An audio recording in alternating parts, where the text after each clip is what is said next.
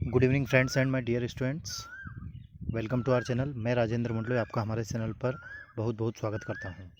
जैसा कि आप सभी जानते हैं कि पिछले 4-5 दिन से हमारा एक ही टॉपिक चल रहा है, क्योंकि ये लेंदी है थोड़ा सा और थोड़ा सा हटके लैंग्वेज है इसकी, क्योंकि ये ब्रेन से रिलेटेड है और I am also a arts plus mathematics students, as you know, I hope you know. तो इसको थोड़ा सा डीपली समझाने में भी टाइम लगता है, इसलिए हमारे इस लेसन नंबर 9 को हम इस चौथे पार्ट्स में, मतलब चौथे वीडियो में हम इसको आज कंप्लीट करेंगे। ठीक है दोस्तों, तो यदि आपने हमारे पिछले वीडियोस को नहीं देखा है तो उन वीडियोस को देखिएगा आप। ठीक है, हमने अभी तक क्लास 12 की टेक्स्ट बुक के 8 लेसन कवर कर दिए हैं और उसकी प्लेलिस्ट मैंने बना दी है, तो वहाँ पर प्लेलिस्ट पर जाकर आप उनको देख सकते हैं।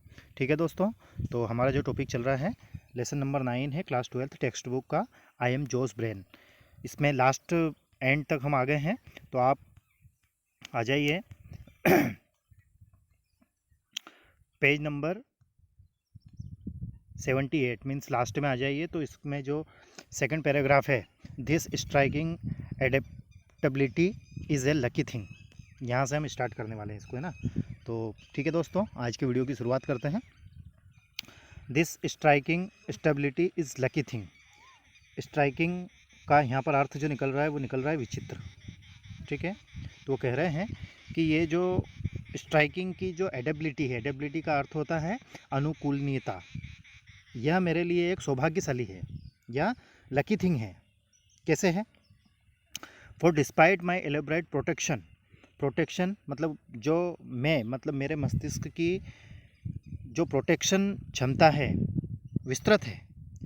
आई am prey to an array of trouble, यहाँ पर कुछ नए वर्ड आए हैं तो उनको हम देखते हैं। जैसे प्रे है, PREY, प्रे, प्रे का अर्थ होता है शिकार, है ना, या फिर शिकार करना। ठीक है, फिर एक नया वर्ड आया है एरे, ARRAY, तो इसका अर्थ होता है समूह या व्यूह रचना। क्या अर्थ होता है? समूह या फिर व्यूह रचना। तो वो कह रहा है, कौन कह रहा है? ब्रेन कह रहा है कि I am prey to an array of trouble, मतलब मैं जो समस्याओं का एक व्यू है, ट्रबल समस्याओं का एक व्यू है, उसमें मैं शिकार के भांति हूँ।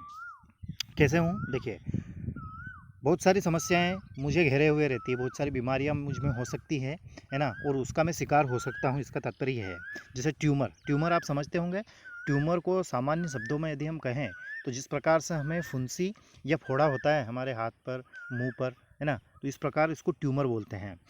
Tumour can cause a variety of disaster. यदि मेरे अंदर, जैसे आपने ब्रेन ट्यूमर का नाम सुना होगा, तो ब्रेन ट्यूमर, ब्रेन में यदि ट्यूमर होता है तो ब्रेन ट्यूमर वो एक विनाश का कारण मेरा बनता है, मतलब मेरा पतन का या मेरे लिए खतरा साबित होता है ट्यूमर। कैसे? फॉर्चुनेटली ट्यूमर रिमूवर, और आज सौभाग्य की बात यह है कि साइंटिस्ट या डॉक्टर्स वहाँ तक पहुँच गए हैं कि ब्रेन ट्यूमर को भी निकाला जा सकता है, रिमूवल किया जा सकता है।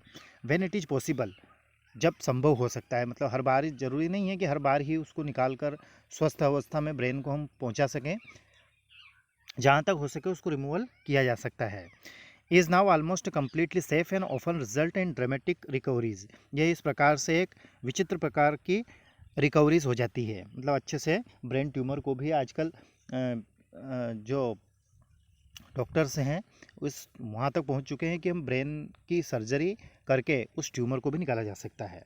ठीक है, नेक्स्ट है stroke is another major problem. Stroke मतलब चोट लगना, ज़ोर से धक्का लगना। तो कह रहा है कि ये भी एक बड़ी समस्या है मेरे लिए। किसके लिए? ब्रेन के लिए। A clot form in one of my small blood vessels. Clot, CLOT, clot का अर्थ होता है रक्त का थक्का जमना, रक्त का थक्का जमना। ठीक है, तो कह रहा है कि क्लॉट जो होता है वो स्मॉल ब्लड वेसल्स, वेसल्स का अर्थ होता है रुधिरवाही नलिका, रुधिरवाही नलिका। ठीक है, इसका अर्थ बर्तन भी होता है, लेकिन यहाँ पर इसका अर्थ है हमारी हाथ या हमारी बॉडी की जो नसें हैं, रुधिरवाही नलिका जिसको हम बोलते हैं।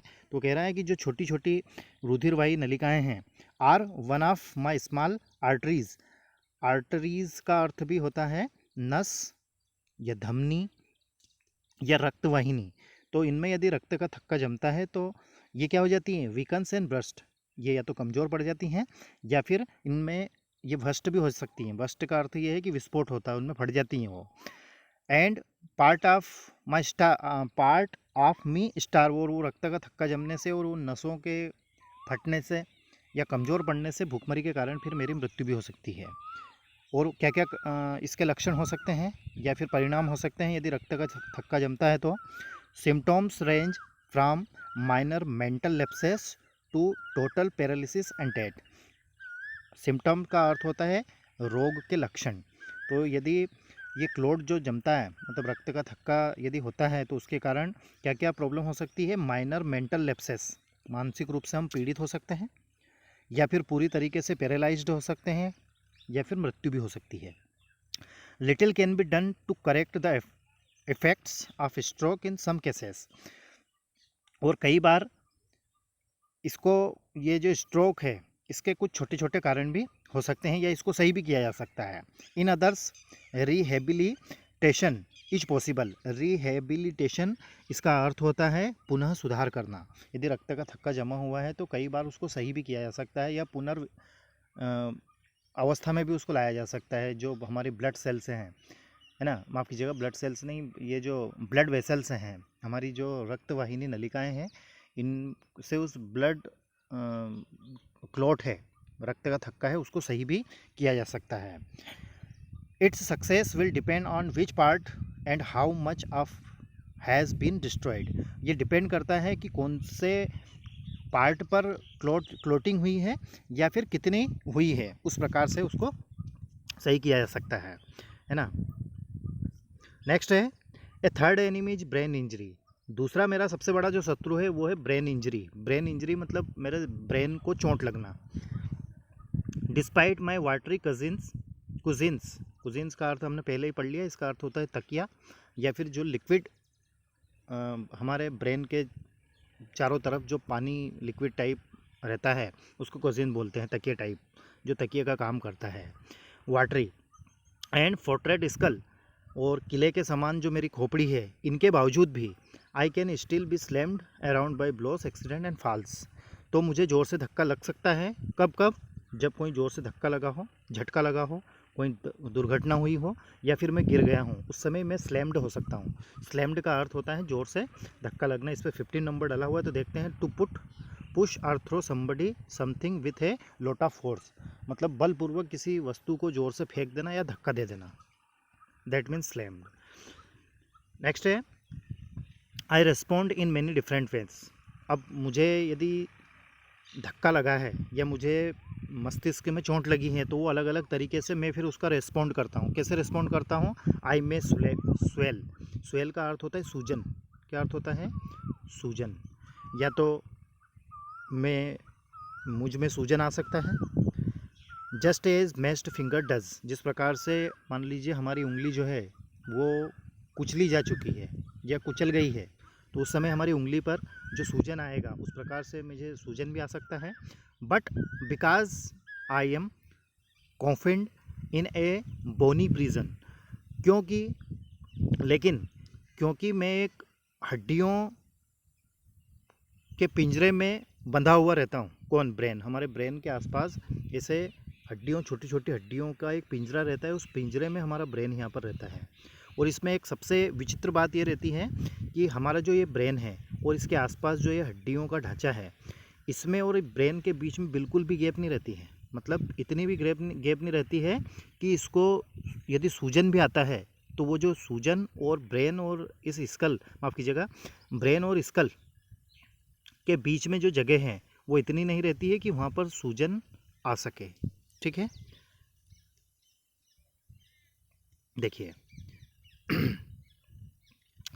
But because I am confined in a bony prison I have no room to swell, मतलब मेरे पास इतनी जगह नहीं रहती है कि मैं स्वेलिंग कर सकूं। ठीक है, प्रेशर डेवलप्स। अब जब स्वेलिंग अंदर से बढ़ रही है और बाहर उसके लिए जगह नहीं है तो प्रेशर बढ़ता है। Symptoms range blackouts to death, और फिर इसके सिम्टम लक्षण क्या क्या हो सकते हैं? वो हो सकते हैं या तो ब्लैकआउट, या फिर डेथ। ब्लैकआउट का अर्थ होता है अंधेरा, ठीक है, या फिर बेहोशी, या तो मैं बेहोश हो सकता हूँ या फिर मेरी मृत्यु भी हो सकती है। ब्रेन में यदि सूजन, अंदर सूजन यदि आता है तो कई बार जैसे आपके दिमाग में भी आ रहा होगा कि सर मैं गिर गया था तो मेरे सिर पर मुझे सूजन आ गया, तो वो तो हम समझ सकते हैं कि वो सूजन आ रहा है, लेकिन वो तुम्हारे ब्रेन में अंदर थोड़ी आ रहा है, वो तो तुम्हारी खोपड़ी है, तुम्हारे सिर में सूजन आ रहा है, अंदर ब्रेन के अंदर की हम बात कर रहे हैं। वहाँ यदि सूजन या स्वेलिंग होती है तो वो उसका बहुत ही बड़ा नुकसान हमें हो सकता है। But my comeback powers as we have seen are mighty, परंतु मेरी माफ़ कीजिए कमबैक नहीं, कमबैक करने की जो शक्ति है वो बहुत ही अद्वितीय है, माइटी है, बहुत बड़ी है, जैसा कि हम पहले देख चुके हैं या पढ़ चुके हैं। And my story is by no means over, और मेरी कहानी अभी तक समाप्त नहीं हुई है। If my accomplishment to date loom large, यदि मेरी सिद्धि या समापन की आप बात करें तो ये अभी बहुत महत्वपूर्ण है।